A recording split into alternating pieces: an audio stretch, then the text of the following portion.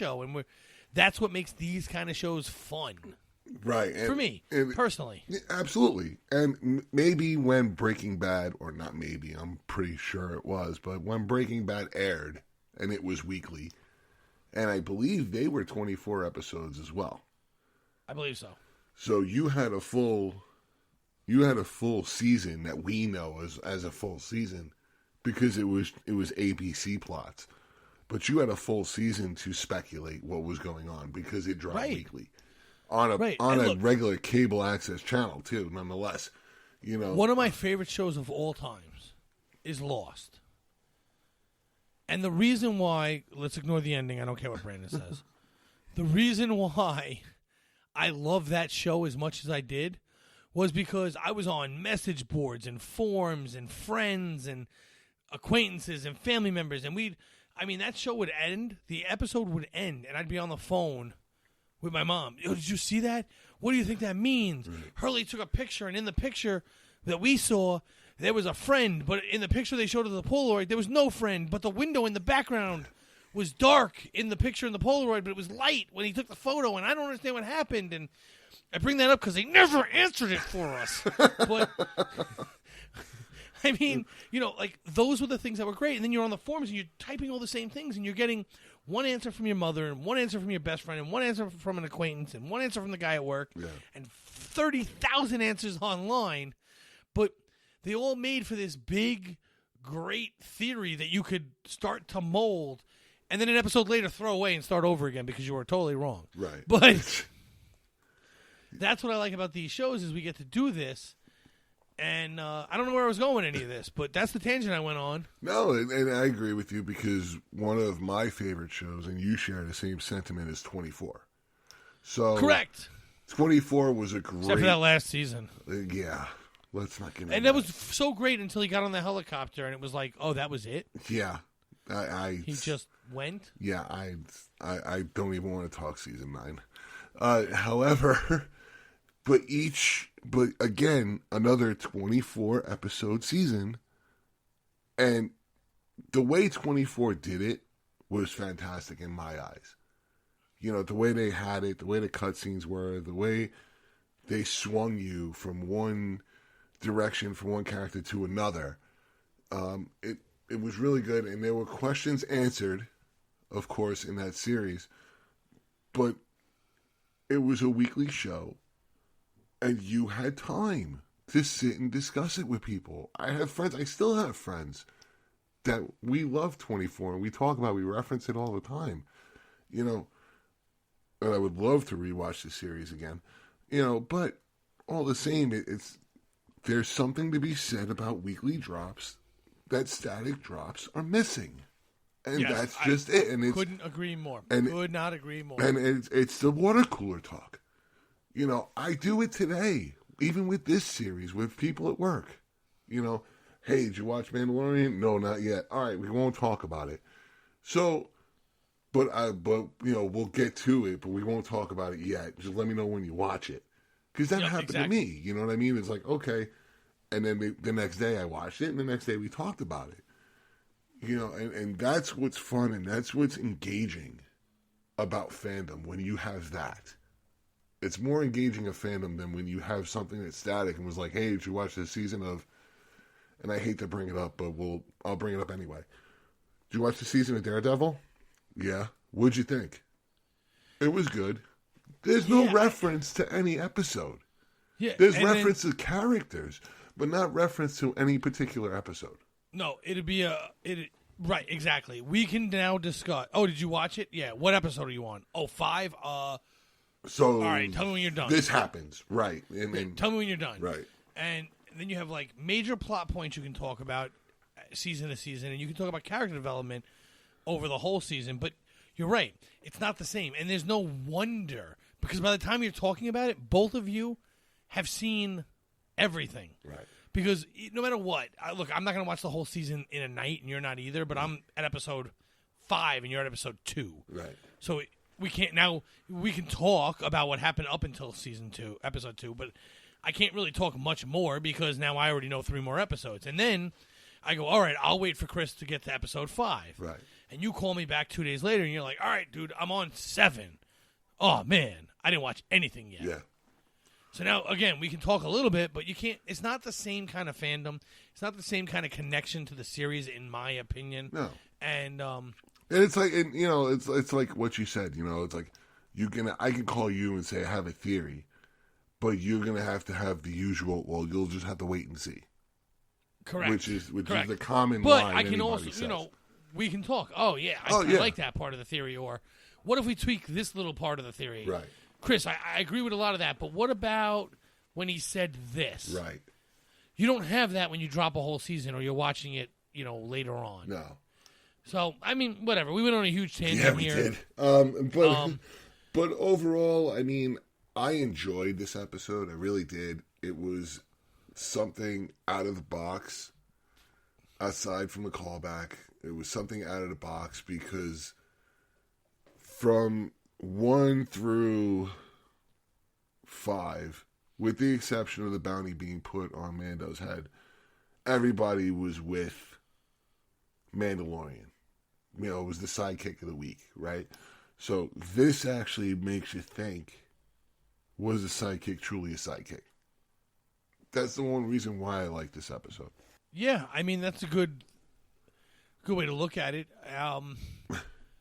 I enjoy the episode too. I didn't think of that until you were talking about it. You know, like it's not something that crossed my mind at the time. But even still, again, we're again in another episode. We're now 5 episodes in, and we still haven't had that fall Right. from what we've had in the past. You know, so Yeah, and that's what I was looking for too, because we had mentioned it. I was looking for the fall, and I haven't seen it.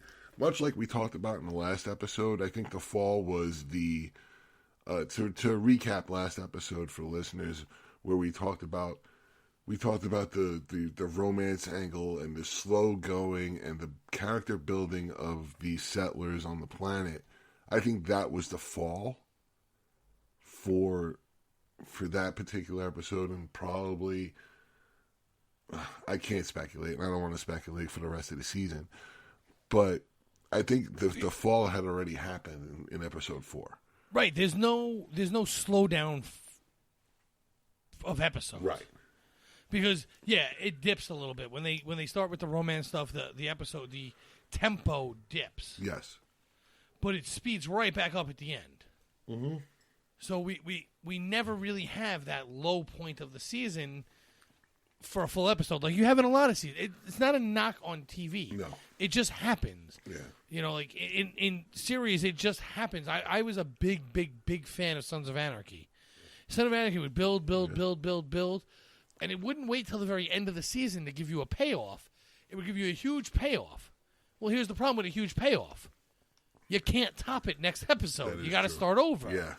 So that next episode's really kind of like, you're watching, you're like, ugh. Now, what they did good was, by the time you got to the next payoff, you looked back and went, oh, that really wasn't as bad of an episode as I thought it was, because it built to this, so it was worth it being slow then. Right. You know, but we haven't even gotten to that. We don't know how they're going to react to that. That's the one kind of negative almost, is when they get the big payoff and it dips, is that next build going to be as good as the first build? Right. That's the only negative I can think of this whole series, is that we have no idea how they're going to react to giving us a huge payoff, because every payoff here has led directly into the next payoff, the next payoff, the next payoff, without any kind of massive dip to start the storyline over again, because they're giving us just enough of an answer that we feel like we got something tangible, but not enough of the answer that they have to start all over again. Agreed. Because they're keeping it on an even keel. Yeah. And that's basically what it is. And I can't tell you what the big payoff is when it is. I can probably tell you what the big payoff is, which is going to be what we learn about Baby Yoda, why he's this precious cargo and so high-level target. You know, that's why him being in the show is so genius. Because even when we get that payoff, we still don't know everything about the Mandalorian, so we still have something so to jump to. there's another peak. Right. Yeah. Like, we don't have to, and we don't have to start from scratch again. No.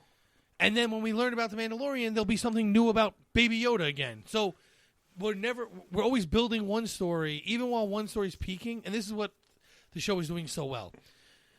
The story is peaking with him. All right, going back, I know we're way off topic now, but you have the story peaking, right, for me, with him realizing he's very much like Baby Yoda, right? And then the story peaks with him going and getting Baby Yoda back, right? Or first it peaks with him delivering Baby Yoda, which I didn't think he would do, but he does. But we don't have a massive fall off there because then it goes right into him getting Baby Yoda. And then when he gets Baby Yoda, it goes right into him getting a bounty on him. Yeah. Like, it's every one of these stories, instead of tailing off, they just start a new storyline right where they're standing at as is. And when we run out of things to throw at Mando to keep him and his story up elevated, when that finally tips over the edge and dive bombs into oblivion where we're like, oh, this is going to get slow now, they can throw, well, here's why Yoda's so important. And while they're telling us why Yoda's so important, while we're learning that fact, which keeps the episodes at a high level, they can, on the bottom side of the episode, they can then start building up the next story for the Mandalorian himself. Absolutely. And then when we get the big answer, the big reveal of who Yoda is, whether he's a clone or whatever, Baby Yoda, when we get that answer, all right, so here we go, another dive off the cliff. Oh, but we don't go too far because we've already built the Mandalorian story back up so that we can just jump right back to that plot line. So it's like we have two A plots going on at once. That when one plot dips, well, that's the B plot now. And you mentioned that, and that's what was going through my head is the A plot. The A plot still ties into Mando, but you're absolutely right. The Baby Yoda is going to be the rise. There's going to be the jump with him, but how do you top it? Now that you have two A-plot characters, you build the second A-plot character. Right. Whoever is on their low point is the B plot for that episode. Right. And then when that reverses, you just reverse the plots. Yeah. It's not like when we get the answers from Mando, he's always the A plot, so you kind of feel slow. No, he's the B plot now. Mm-hmm. Baby Yoda's the A plot. Oh, we found out who Baby Yoda is, or Baby Yoda got delivered. Oh, well. Now we go into Mando's story. He's the A-plot, and him going back and getting him becomes the A-plot. Right. No, absolutely. You are correct, sir. Thank you. Thank you. Mic drop. Oh, don't leave yet. We still have an ending to do. Oh, boy, you're right. Before we go, we have a great offer for you. Cuts by Magic is offering all our listeners a 10% discount on any custom order with code Suspense. Contact Cuts by Magic by searching Facebook for Cuts by Magic, CUTS space BY space MAGIC. Message the page and tell them Suspense, and you'll receive a 10% discount. And that goes for returning or new customers, not just new customers. Well, that's great to know.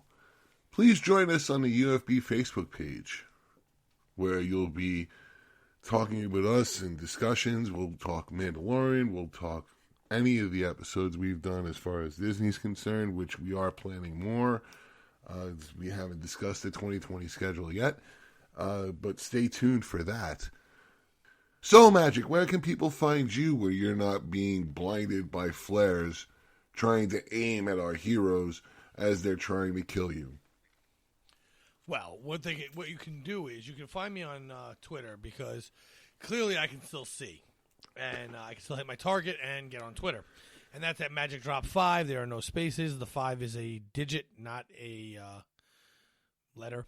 And you can find me on Twitch under the same name where I'll be playing World of Warcraft or Age of Empires or Warcraft 3 or there's a lot of games. You know what?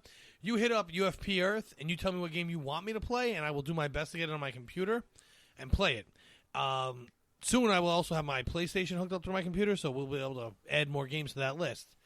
Diablo 3 is another good one, but you can find me there. Outside of that, as I said last week, there is probably a new project in the works at the moment, and stay tuned. And